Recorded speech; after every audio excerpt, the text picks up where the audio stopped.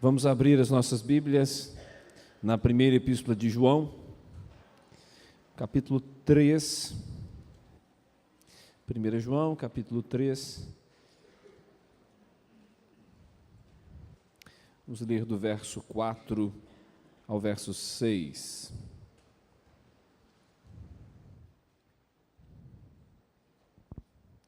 Primeira João, capítulo 3, do verso 4 ao verso 6.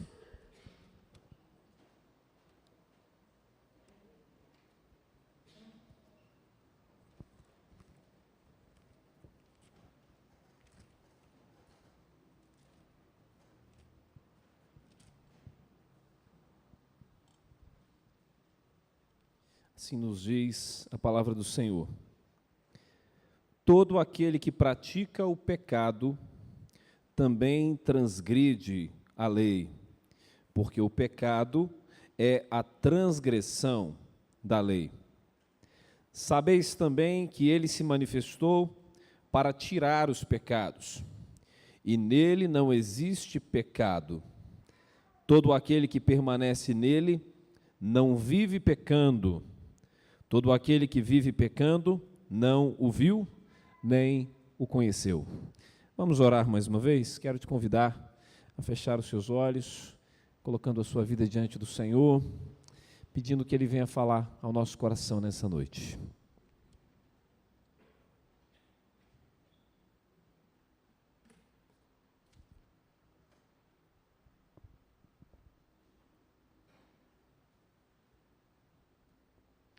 Senhor, em nome de Jesus, temos a consciência de que o Senhor está aqui. Essa é a razão que nos traz aqui. O Senhor está em todo lugar, o Senhor conhece tudo, o Senhor tem todo o poder, e sabemos que o Senhor está aqui, sonda nossos corações e pode nos falar.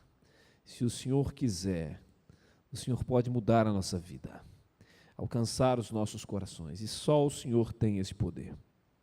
Por isso eu te peço, ó Deus, humildemente, que neste momento tenhamos muito mais do que palavras e exposição, mas que tenhamos manifestação do Teu Espírito, do Teu poder entre nós, que seja o Santo Espírito do Senhor agindo com a palavra e pela palavra, glorificando o Teu nome e edificando as nossas vidas. Em nome de Jesus. Amém. Irmãos, nesses últimos dias, temos falado bastante sobre o pecado, a enormidade do pecado. E no último domingo especificamente, nós falávamos sobre o que pensamos, sobre quem somos e o que podemos fazer e qual é a realidade. É possível que tenhamos sobre nós pensamentos equivocados. O que imaginamos ser, não somos. O que imaginamos poder fazer, também não é real. E o padrão é a Escritura. O que a Escritura diz que nós somos? Qual a nossa condição? Qual a nossa natureza? Às vezes achamos que conhecemos as coisas, arrogantes, pretensiosos. Às vezes até admitimos que somos pecadores, mas não temos uma noção prática disso. Ou quando afirmamos reconhecer a nossa pecaminosidade, talvez ainda não tenhamos chegado àquele ponto de entender o quão pecadores somos e do que somos capazes.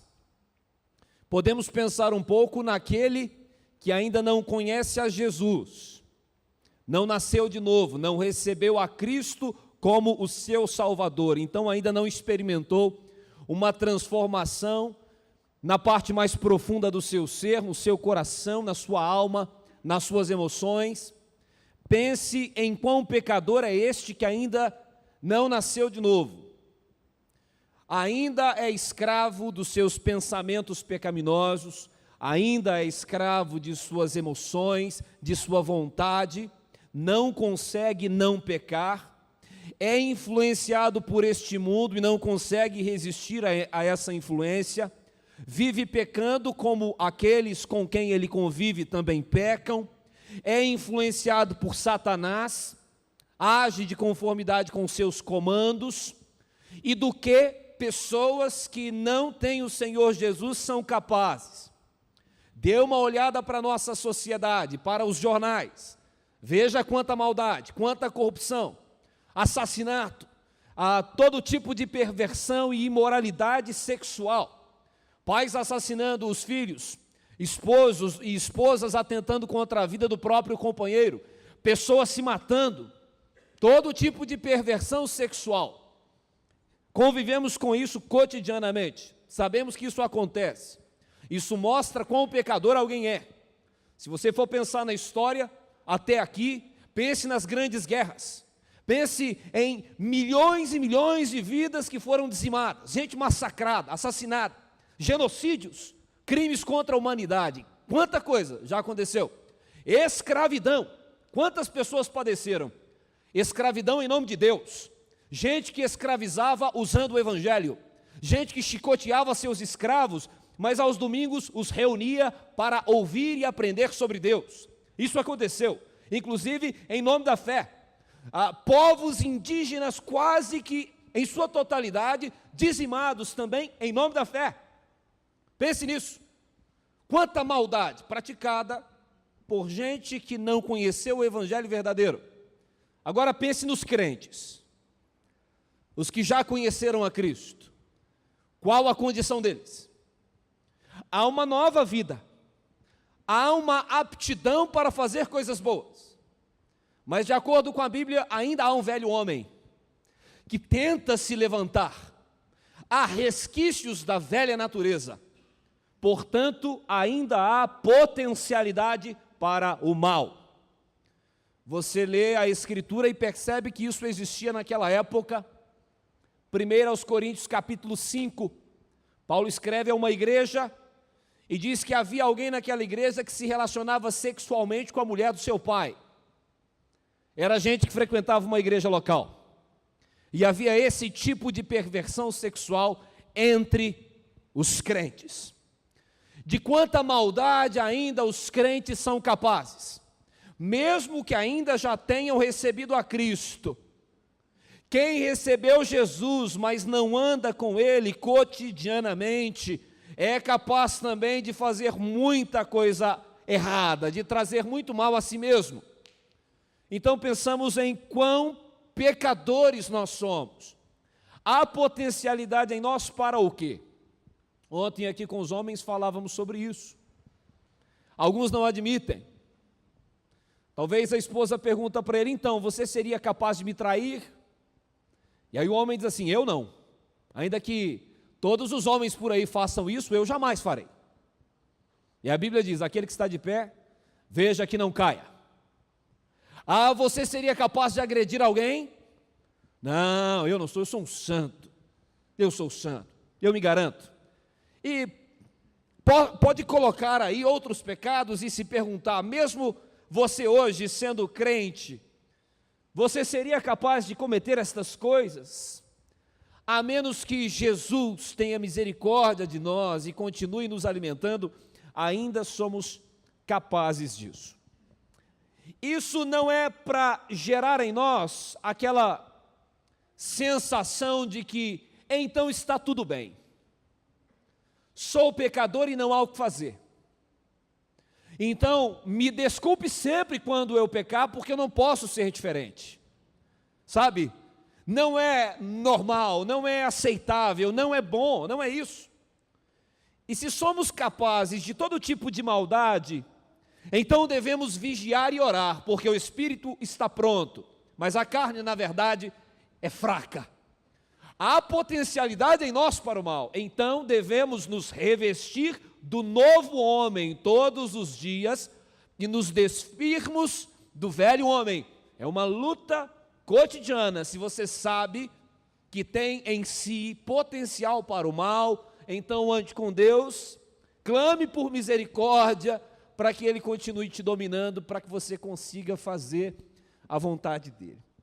Eu queria pensar um pouco mais sobre esse assunto e queria considerar um outro texto da Escritura. Queria que você abrisse a sua Bíblia, por favor, na primeira epístola de Paulo a Timóteo, no capítulo 1, e nós vamos ler aí do verso 12 ao verso 15.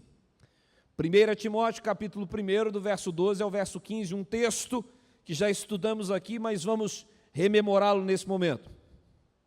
Paulo disse assim a Timóteo: sou grato para com aquele que me fortaleceu, Cristo Jesus nosso Senhor, que me considerou fiel, designando-me para o ministério.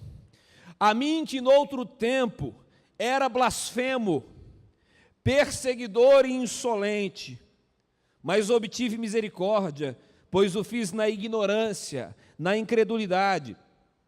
Transbordou, porém, a graça de nosso Senhor, com a fé e o amor que há em Cristo Jesus. Fiel é a palavra e digna de toda aceitação, que Cristo Jesus veio ao mundo para salvar os pecadores, dos quais eu sou o principal. Vejam como Paulo se descreve aqui, considerando o momento da sua vida em que ele ainda não tinha recebido a Cristo como seu Salvador. Quanta maldade ele fez, perseguidor da igreja. Quantas pessoas sofreram em suas mãos. Aquele que consentiu na morte cruel de Estevão, aquele que respirava ameaças de morte contra a igreja. De quanta maldade as pessoas são capazes, de muita maldade.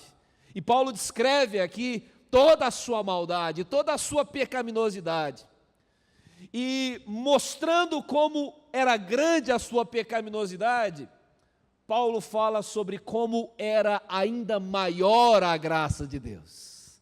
Por isso ele diz que a graça de Deus é transbordante, muito maior que o nosso pecado.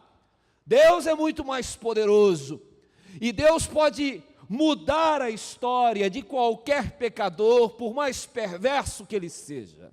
Seja qual tenha sido a sua história de maldade, Deus pode transformá-lo. Ainda que depois de ser transformado, algumas pessoas duvidem da transformação, porque às vezes isso acontece.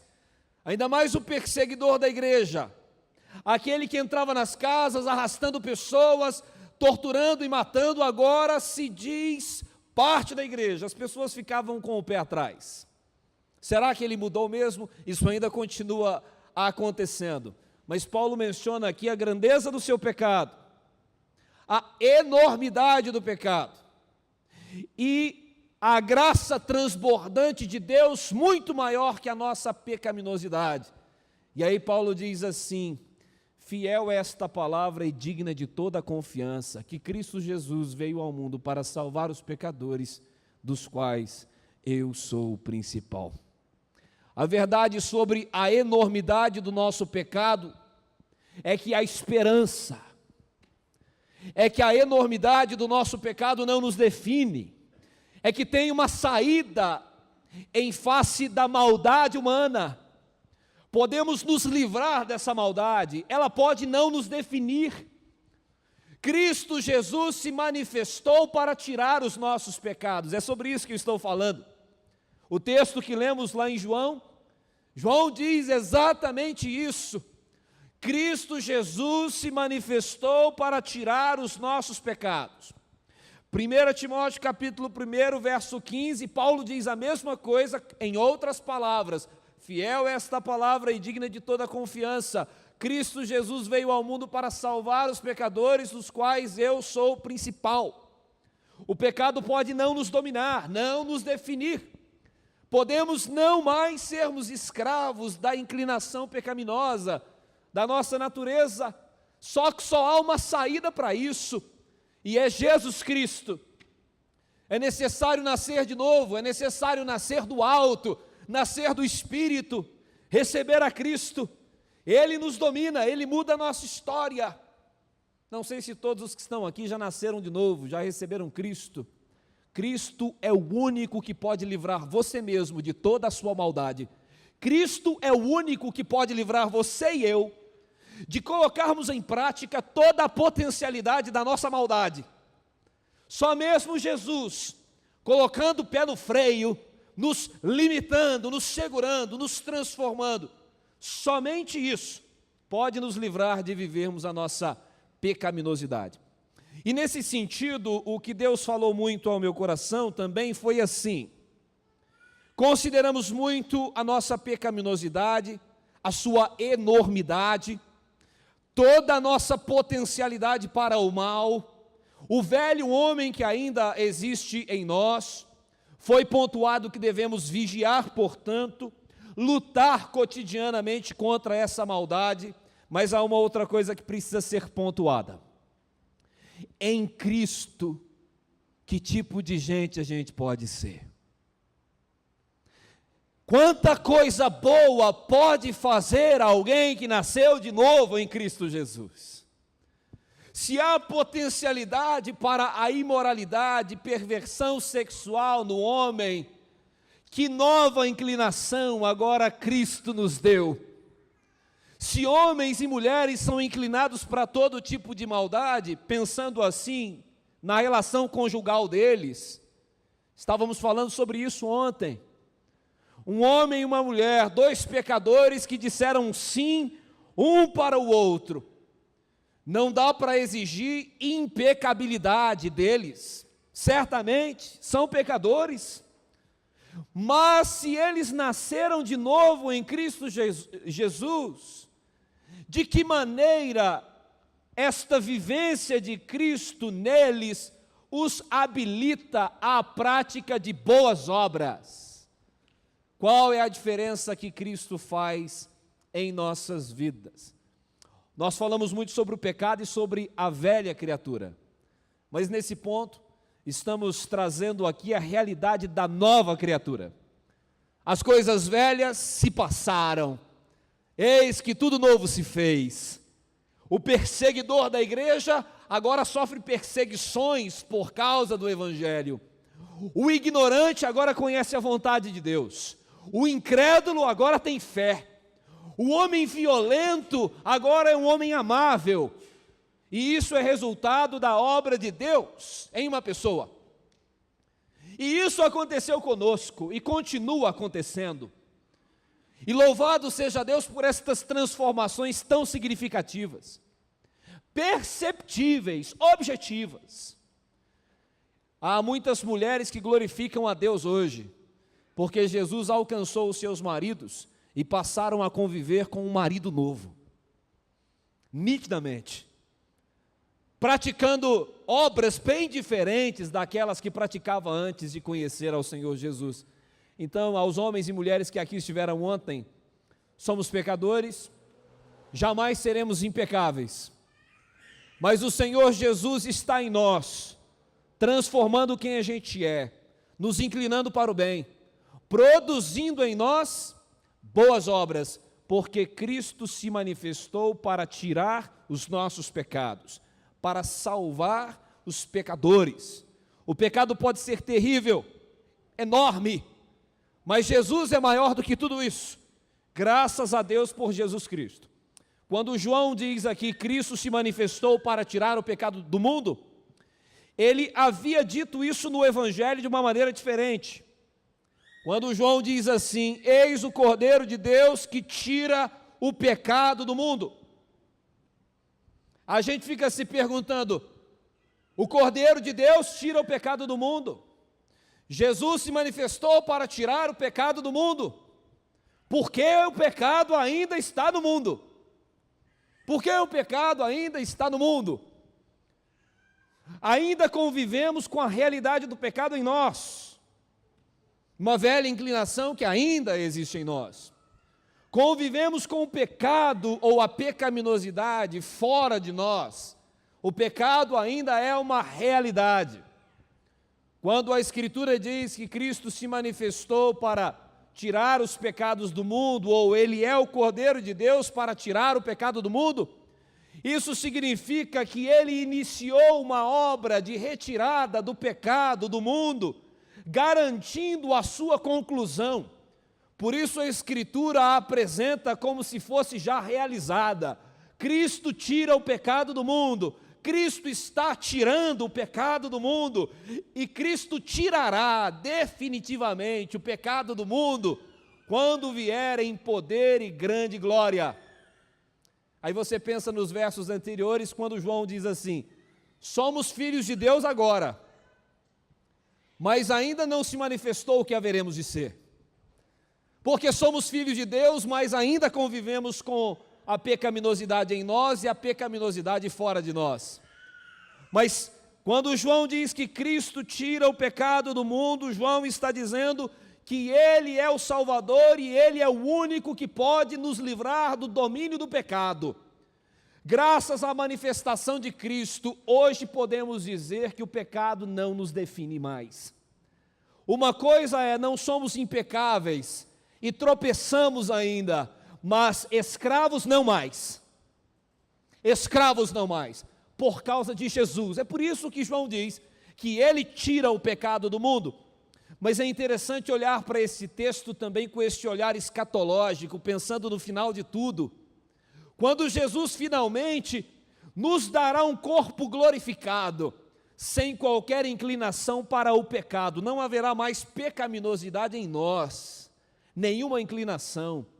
E o Senhor Jesus também nos livrará da presença do pecado, da convivência com a pecaminosidade que existe no mundo. Um dia ficaremos livres de ter contato com corrupção, de ter contato com perversão e todo tipo de maldade. Isso não existirá mais. Cristo dará um fim a toda mentira e ao pai da mentira. Cristo se manifestou para tirar o pecado e para destruir as obras de Satanás. E João diz algumas coisas muito interessantes, quando João diz assim, que Cristo se manifestou para tirar o pecado e nele não há pecado.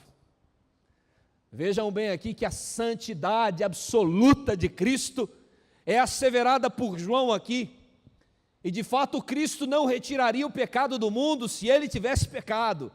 Não seria nosso Redentor se tivesse pecado. E o próprio João registrou lá em João capítulo 17, quando Cristo dizia assim, olha, é a favor deles que eu me santifico.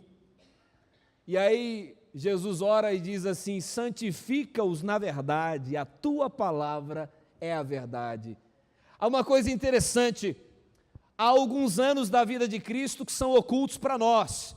Cristo foi uma criança, Cristo foi adolescente, foi jovem e finalmente alcançou lá os 30 anos e depois disso teve seu ministério público e morreu. A Bíblia nos dá alguns lampejos sobre quem ele foi. Com 12 anos, por exemplo, conhecimento da lei que ele tinha, mas muita coisa não sabemos. Mas podemos afirmar, com base na Escritura, que Cristo se santificou na infância para santificar as nossas crianças. Cristo foi um adolescente santo e por isso santifica nossos adolescentes, como também se santificou em sua juventude. Por isso não há momento da história de Jesus no qual você possa alegar alguma coisa. Ele foi absolutamente santo em toda a sua história, foi tentado, conviveu com a presença do pecado, mas não pecou. Satanás tentou induzi-lo ao erro, mas não caiu. Graças a Deus pela santidade do seu Filho, porque se ele não tivesse sido santo, ainda estaríamos sob o domínio do pecado. Então Cristo se manifestou para tirar os pecados do mundo, e nele não há pecado. Como é bom poder louvar a Deus, saber que a gente não é mais quem a gente foi um dia. E para finalizar esse momento, eu queria que você abrisse a sua Bíblia comigo no livro do Apocalipse, no capítulo 2. Eu quero mostrar com base em alguns versos como é possível, por causa da presença de Cristo em nós e com a convicção de que Ele tira o pecado, como é possível fazer coisas que agradem o seu nome. Hoje pela manhã falamos um pouco sobre isso, e eu quero rememorar aqui. Olhe para o que Cristo disse às igrejas lá na Ásia Menor. Uma coisa se repete, Jesus diz assim às igrejas: eu conheço as obras de vocês. Jesus sabia exatamente o que cada membro das igrejas fazia, tinha acesso a tudo. E ele estava ali avaliando e dizendo às igrejas qual era a condição delas. A Éfeso, Cristo começa a dizer positivamente: conheço as tuas obras, o teu labor, a tua perseverança, que não pode suportar homens maus, e que puseste a prova os que a si mesmos se declaram apóstolos e não são, os achaste mentirosos, tens perseverança, suportaste provas por causa do meu nome, não te deixaste esmorecer. Vá lá para o verso 6. Tens contudo a teu favor que odeias as obras dos nicolaítas, as quais eu também odeio. Pense até aqui por enquanto. É possível fazer coisas que agradem a Cristo. Ao falar sobre a nossa pecaminosidade, a ideia não é assim. Então, não há nada que a gente faça que agrade a Cristo, então é assim? A gente é tão pecador, e mesmo sendo crente ainda, a gente é pecador, de maneira que então, não dá para fazer nada que o agrade. Dá sim. Jesus estava ele próprio dizendo à igreja: você suportou provas por amor a mim, foi uma coisa boa que você fez, e eu vi você fazendo, você tem feito isso, você põe à prova quem se diz apóstolo, e não é, tem o espírito crítico, isso é coisa que você faz, coisa boa. Volte os seus olhos para o verso 12, carta à igreja em Pérgamo. Jesus diz assim à igreja: conheço o lugar em que habitas, onde está o trono de Satanás, e que conservas o meu nome, não negaste a minha fé, ainda nos dias de Antipas, minha testemunha, meu fiel, o qual foi morto entre vós, onde Satanás habita. Tenho, todavia, contra ti algumas coisas. Vejam bem, irmãos, é possível ser fiel, é possível obter a aprovação de Cristo. Cristo olha para mim e para você, conhece nossas obras, nos avalia, e é possível sim que pela graça e misericórdia de Deus estejamos fazendo coisas acertadas do agrado dele, e Cristo tem se agradado de nós. Estou falando sobre isso porque às vezes aparenta que a noção sobre a nossa pecaminosidade inviabiliza a nossa santidade, sabe? É mais ou menos assim, você conhece alguém e diz assim: fulano é perseverante, né? Aí alguém pensa assim: mas você que não o conhece direito, porque ele é perseverante, mas eu tenho certeza que essa perseverança aí é meio, sei lá, deve ter um negócio errado aí, ninguém é tão perfeito assim, ninguém consegue perseverar. Aí Jesus olha para uma igreja e diz assim: vocês têm perseverado. E é a avaliação de Cristo sobre uma igreja, dizendo que aquilo é de verdade. E Cristo está dizendo que é verdade, está dizendo que é possível. Então o pecado nunca será para nós uma desculpa. Uma coisa é a impecabilidade, isso jamais será uma realidade. Mas pela graça de Deus e graças à sua atuação, é possível avançar muito na fé cristã. Sabe, esquecendo-me das coisas que para trás ficam, prossigo para as que diante de mim estão, como Paulo dizia, ou esmurro o meu corpo, para que tendo eu pregado a muitos, não seja eu mesmo desqualificado. É possível sermos melhores do que nós somos. O nosso pecado é muito grande, mas a graça de Deus é maior do que o nosso pecado. E por causa da graça, podemos viver uma vida de santidade, de uma busca por semelhança a Cristo Jesus. Se você observar no mesmo capítulo, no verso anterior, depois que João falou que quando Cristo se manifestar, então nós o veremos como Ele é, e seremos como Ele é, falando sobre a segunda volta, a segunda vinda de Cristo. E aí João diz assim: todo aquele que tem essa expectativa se purifica, assim como ele é puro. Já falamos sobre isso, que existe uma relação entre a nossa expectativa pela volta de Cristo e a nossa vida cristã. Se a nossa expectativa pelo retorno de Cristo é real, então buscaremos uma vida de pureza e santidade, e isso é possível. Então, queridos, que Deus possa aplicar a sua palavra aos nossos corações nessa noite, pensando aqui em algumas realidades. A enormidade do pecado que há no mundo, dos incrédulos, toda a potencialidade para o mal, ainda as inclinações pecaminosas, o velho homem que ainda está nos crentes, já foram alcançados, mas ainda há um velho homem, necessidade, portanto, de vigilância, oração, a carne é fraca, ainda somos pecadores, impecabilidade é impossível para nós, não existem igrejas impecáveis, famílias impecáveis, maridos impecáveis, você jamais encontrará alguém assim, não há uma igreja assim, para de procurar, sabe, não há um marido assim, ele pode ser muito melhor do que o que ele é hoje, pela graça de Jesus, mas jamais será impecável. Lembrando que a palavra de hoje não é assim, então eu sou pecador, não posso fazer nada, então tudo bem, não é isso. Admita a sua condição de pecaminosidade, mas reconheça a esperança que há em Cristo Jesus. Reconheça que a esperança de uma vida transformada é real em Cristo Jesus. Para os homens, mulheres aqui, adolescentes, jovens, a palavra é assim: com a ajuda de Cristo, como consigo ser melhor do que sou? Se por um lado eu disse assim, somos pecadores, quão pecadores nós somos? Precisamos pensar nisso. Mas por outro lado, devemos pensar, sou filho de Deus, o Senhor Jesus está em mim, quão parecido com Cristo eu posso ser? Sabe, quão parecido?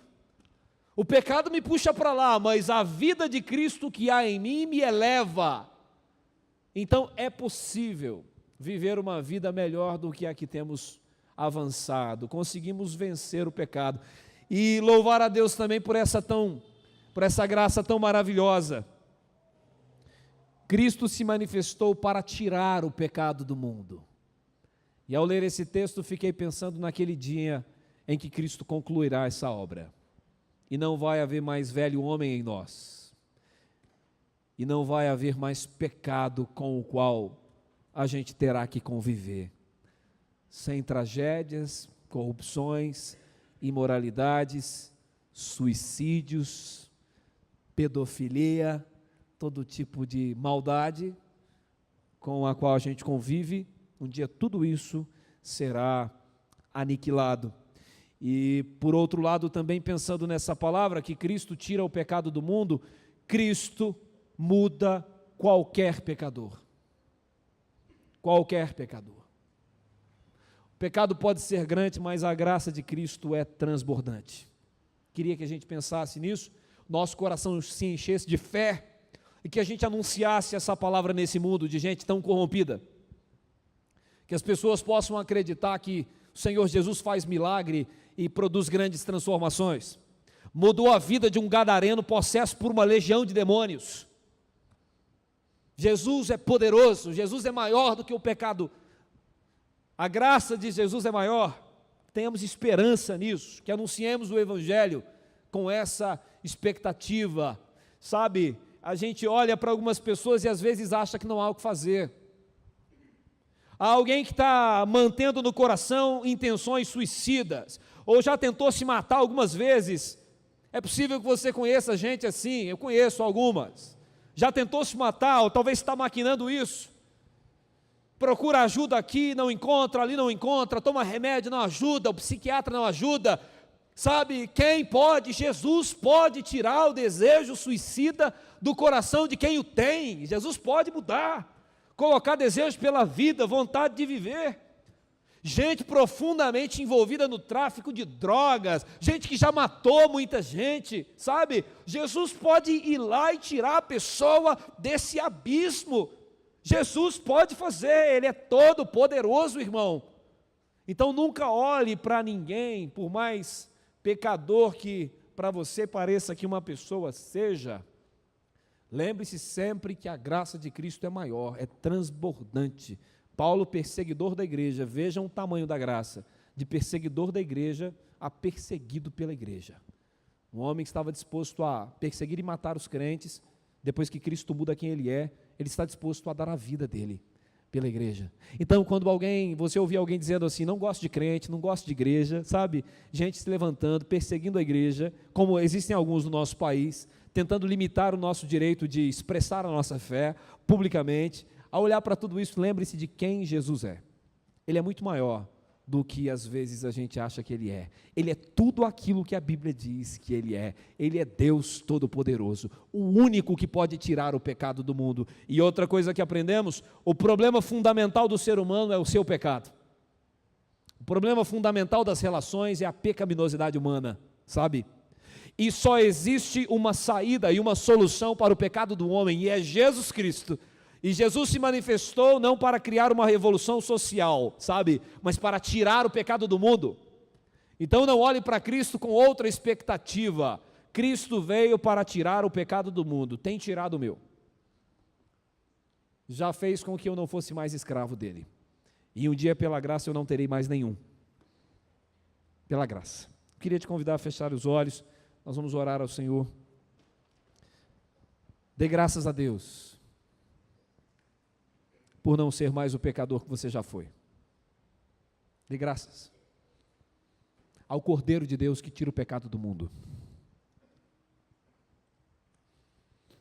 Senhor, em nome de Jesus, eu sei, Pai, que o Senhor pode, nesse momento aqui, alcançar os corações, e só o Senhor pode. Como eu tenho pedido para o Senhor alcançar o meu e mudar a minha vida, eu peço que o Senhor faça o mesmo na vida dos meus irmãos. Que o Senhor coloque a Tua palavra em nós. Que o Senhor nos ajude a fazer os ajustes que precisam ser feitos. Só o Senhor pode. E eu peço humildemente, ó Senhor Jesus, o Senhor que está aqui e sonda as mentes e os corações aqui presentes.